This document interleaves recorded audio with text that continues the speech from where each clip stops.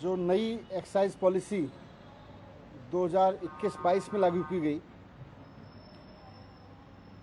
तो उस पॉलिसी के इफ़ेक्टिव इम्प्लीमेंटेशन को रोक के किस तरीके से कुछ ताकतवर लोगों ने, किस तरह के ताकतवर लोगों ने किस तरह के दुकानदारों को फ़ायदा पहुंचाया और सरकार को उसकी वजह से कैसे नुकसान पहुंचाया, इसका ब्यौरा मैं आपके सामने रखना चाहता हूं।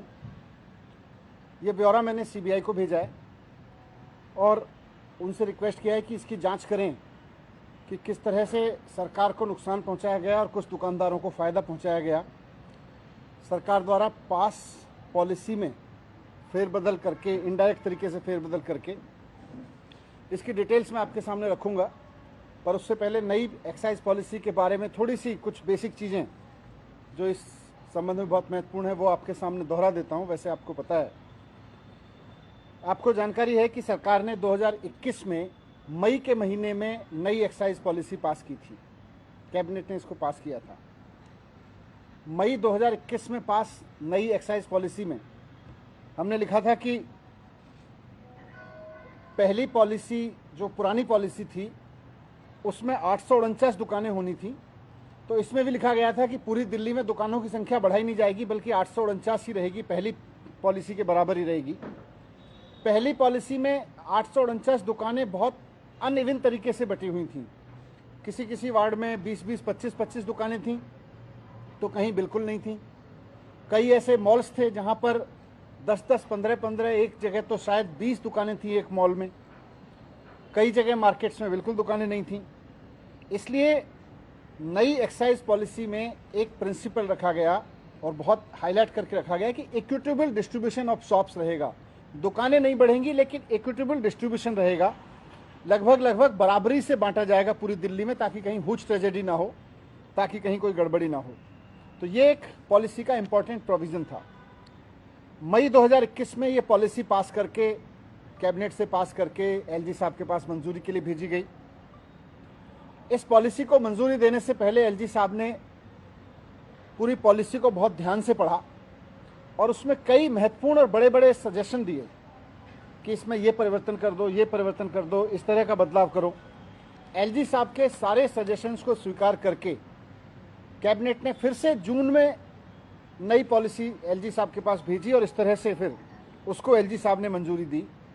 तो एलजी साहब के पास 2 बार जाके बहुत ध्यान से पढ़ के उन्होंने इस पॉलिसी को पास किया था। उस पॉलिसी में ये लिखा हुआ था, जगह जगह जोर देके, कि अनइक्विटेबल डिस्ट्रीब्यूशन को खत्म किया जाएगा।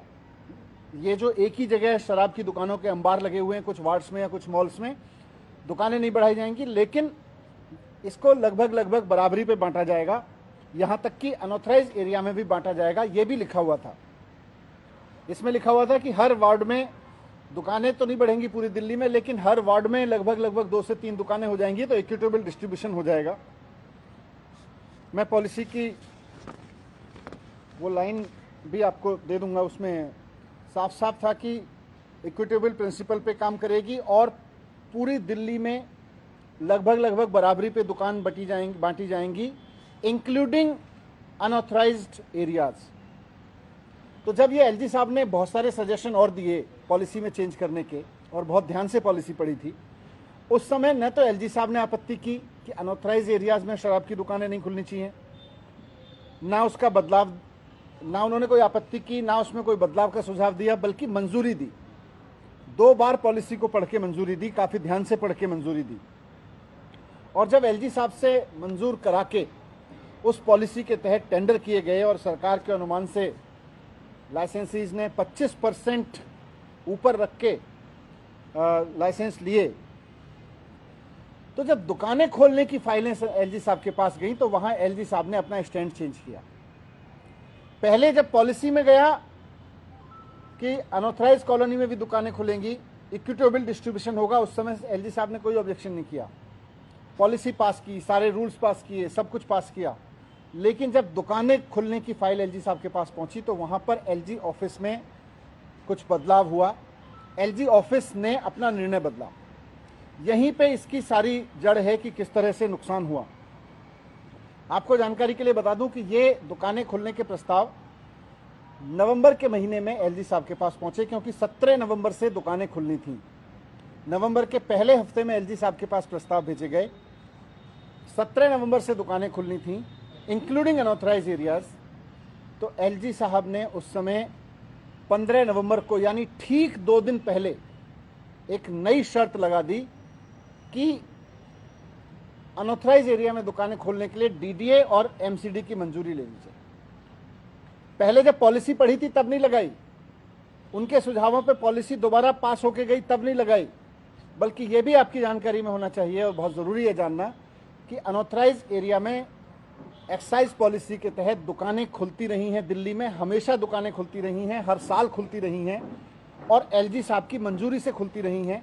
2015 से मैं देख रहा हूं, मैंने उससे पहले की भी फाइलें देखी हैं, 2015 से भी पहले 10 साल की फाइलें देखी हैं। हर साल एलजी साहब के पास अनऑथराइज एरिया में दुकानें खुलने की फाइल जाती थी और एलजी साहब उसको अप्रूव करते थे। जब पॉलिसी में लिख के गया कि अनऑथराइज एरिया में दुकानें खुलेंगी, उस वक्त भी उसको अप्रूव किया, लेकिन बाद में जब फाइलों के पे अप्रूवल गया दुकानें खोलने के लिए, उस वक्त एलजी ऑफिस अचानक अपना स्टैंड चेंज करता है और कहता है कि इसके लिए डीडी और एमसीडी की मंजूरी ले लो। एलजी साहब को भी पता था कि ये मंजूरी डीडीए और एमसीडी से नहीं ली जाएगी, बल्कि राज्यपाल उपराज्यपाल महोदय के ऑफिस से ही होनी है, हमेशा की तरह से जैसे पहले होता रहा था। लेकिन उन्होंने बहुत आश्चर्यजनक तरीके से एक नई कंडीशन इसमें लगाई, पूरा का पूरा स्टैंड चेंज किया। उस पॉलिसी में जो डिपार्टमेंट ने तैयार की थी उस वक्त नहीं था, जब कैबिनेट ने पास की थी उस वक्त नहीं था, एलजी साहब ने पढ़ी थी उस वक्त नहीं था, एलजी साहब ने जब मंजूर किया उस वक्त नहीं था। अचानक एलजी साहब ने अपना स्टैंड चेंज किया और इस स्टैंड चेंज होने की वजह से दिल्ली में अनऑथराइज एरियाज में दुकानें नहीं खुल पाई। पुरानी पॉलिसी के तहत जहां पे दुकानें खुल रही थी वहां भी नहीं खुल पाई और उसका नुकसान ये हुआ कि जो नए लाइसेंसीज थे वो कोर्ट में गए और कोर्ट ने ऑर्डर किए कि इनसे जो अनऑथराइज वार्ड्स हैं उनका लाइसेंस फीस न ली जाए, उनको रिबेट दी जाए, उसमें उनको रिलैक्स किया जाए लाइसेंस फीस प्रोरेटा बेस पे, और इसकी वजह से सरकार को हज़ारों करोड़ रुपए का नुकसान हुआ।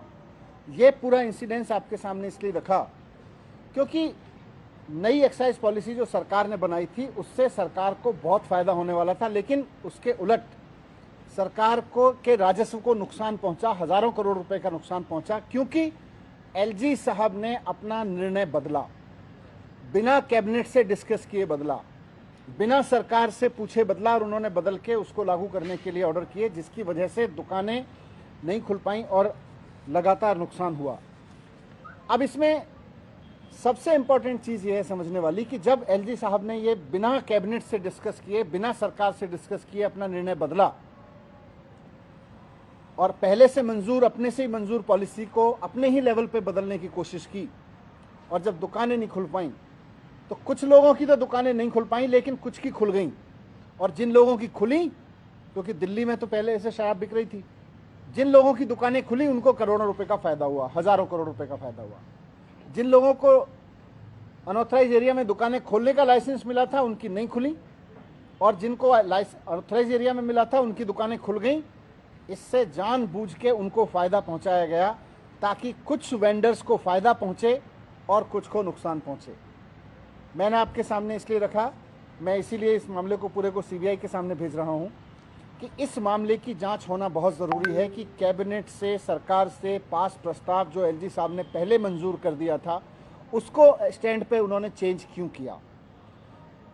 वर्षों से पुरानी पॉलिसी में भी जिस तरह से दुकानें अनऑथराइज एरिया में एलजी ऑफिस से मंजूर होती आई थीं, अचानक एलजी ऑफिस ने अपना स्टैंड चेंज करके, एलजी साहब ने अपना स्टैंड चेंज करके उन दुकानों को फ़ायदा क्यों पहुंचाया जिनकी दुकानें खुल गई थीं।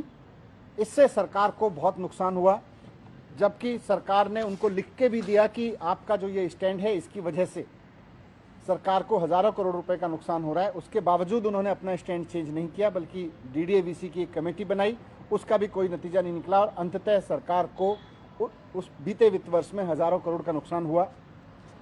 तो ये आज अगर निर्णय बदला नहीं होता तो सरकार को हज़ारों करोड़ रुपए मिलते, निर्णय बदलने से सरकार का भी हज़ारों करोड़ का नुकसान हुआ और उन दुकानदारों का जिनकी दुकानें खुल गई थीं, जिनके पक्ष में ये फैसला गया, उनको हज़ारों करोड़ का फ़ायदा हुआ। तो 48 घंटे पहले ये फैसला क्यों बदला गया, इनसे किन किन दुकानदारों को ज़्यादा फायदा हुआ और एलजी साहब ने ये निर्णय खुद लिया या किसी के दबाव में लिया, और इसके बदले किस किस को कितना फ़ायदा पहुंचा, इन सारे प्रश्नों की जांच होना बहुत ज़रूरी है। मैंने सीबीआई को लिखा है और मुझे पूरी उम्मीद है कि सीबीआई इस पर निष्पक्षता से जांच करेगी। सर ये पहले क्यों नहीं आप लोग लेकर थे? नहीं, ये अभी सारा मैंने फाइलें देखी है ना, एनालिसिस किया है इसमें। तो आप ये कह रहे हैं जो 44 करोड़ जो लाइसेंस फीस वेव करने वाली बात है वो इस वजह से हुआ क्योंकि दुकानें नहीं खुल पाई थी, वो नहीं, वो अलग मसला है। वो तो कोविड के दौरान रिलीफ दिया जिसमें कोर्ट के बहुत सारे ऑर्डर्स हैं इस संबंध में। ये सरकार को जो रेवेन्यू मिलना था वो रेवेन्यू सरकार को नहीं मिला, सिर्फ इसलिए नहीं मिला क्योंकि अचानक एलजी साहब ने अपना स्टैंड चेंज कर लिया। वर्षों से चला आ रहा स्टैंड अचानक चेंज कर लिया, नई पॉलिसी में अप्रूव जिस स्टैंड को किया उन्होंने वो स्टैंड चेंज कर लिया, और अचानक दुकान खुलने से 2 दिन पहले स्टैंड चेंज कर लिया। कारण बताया कि क्यों नहीं, और ये एमसीडी और डीडीए वाला मैटर क्यों लेकर के आए, इसको बताया नहीं? यही तो जांच होने का विषय है कि अचानक ऐसी शर्त लगा देना जो पहले पॉलिसी में नहीं थी। उससे पुरानी पॉलिसी में भी जब अनऑथराइज एरिया में दुकानें खुलती थी वहां भी नहीं थी, फिर ये अचानक 1-2 दिन पहले नई शर्त किसके दबाव में आई? तो ये जो पुराने वाले एलजी की कितनी दुकानें नहीं खुल पाई जिससे आइडिया लगेगा कि मेरे ख्याल से करीब 300-350 दुकानें नहीं खुल पाई। नहीं सर, यानी कि जो भ्रष्टाचार के बीजेपी आरोप लगा रही है वो असली भ्रष्टाचार वहां हुआ जहां ये निर्णय चेंज हुआ, किसके दबाव में हुआ, इसमें भारतीय जनता पार्टी के किस नेता की क्या भूमिका थी, इसमें किन लोगों की भूमिका थी, जिन लोगों को फायदा पहुंच रहा था उनकी क्या भूमिका थी, इसकी सबकी जांच होनी चाहिए। अनिल बैजल से पूछताछ होनी चाहिए आपका। मेरा ये कहना है कि जो लोग भी वहां डिसीजन ले रहे थे सबसे पूछताछ होनी चाहिए। सर, एलजी हाउस के द्वारा ये कहा गया कि फर्स्ट क्वार्टर में 2022-23 में इतना करोड़ का नुकसान हुआ इस नई पॉलिसी का। आप लोग अभी तक ये कहते हैं कि इससे फायदा होगा, आप ये कह रहे हैं कि वो नुकसान जो हुआ था वो सिर्फ इस एलजी के इस फैसले की वजह से हो रहा है। अगर एलजी ऑफिस ने अपना निर्णय नहीं बदला होता तो सरकार को कई गुना फायदा हो रहा था। हालांकि पिछले वर्षों के मुकाबले फिर भी इस एक्साइज पॉलिसी में फायदा हुआ, लेकिन नुकसान तो सरकार को हुआ। कंपैरेटिव आप देखेंगे पिछले वर्ष के मुकाबले तो इस पॉलिसी में फायदा हुआ, लेकिन उसके बावजूद अनऑथराइज एरिया में एलजी ऑफिस का निर्णय 2 दिन पहले बदलता है। उसकी वजह से कुछ दुकानें नहीं खुल पाती और जो दुकानें खुल पाती हैं उनको उसका प्रत्यक्ष फायदा मिल रहा है। तो किसको फायदा पहुंचाएगा ये साफ है। रवि कह रहे हैं कि इलेक्टेड गवर्नमेंट से डिस्कस करना चाहिए या कैबिनेट से अप्रूव होना चाहिए ये जो स्टैंड बदला है।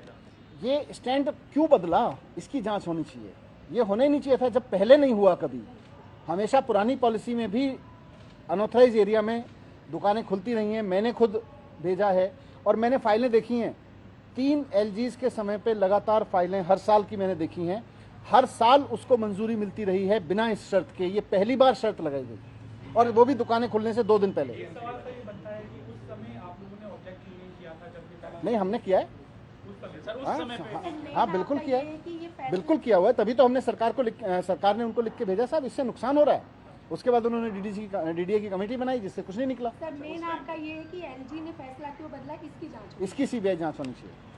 सर एक दूसरा मुद्दा है, दिल्ली में कोविड के कोरोना इंपॉर्टेंट है सर, केसेस बढ़ गए सर। डिमांड हो रही है कि फुल टाइम हेल्थ मिनिस्टर नहीं है, बीजेपी से एलिगेशन लगा। नहीं, कोविड के केसेस बढ़ रहे हैं, लेकिन जिस तरह का इसका अभी वायरस है उसकी कोई बहुत चिंता की बात नहीं है। लोगों को हो रहा है। अब धीरे धीरे कोविड उस स्थिति में पहुंच गया है जहां सामान्य ज़िंदगी में कोविड है और इसलिए इससे घबराने की बात नहीं है। लेकिन सरकार ने पूरी व्यवस्थाएं की हुई हैं कि अगर और बढ़ता है तो उस पर तुरंत फैसले लिए जाएंगे।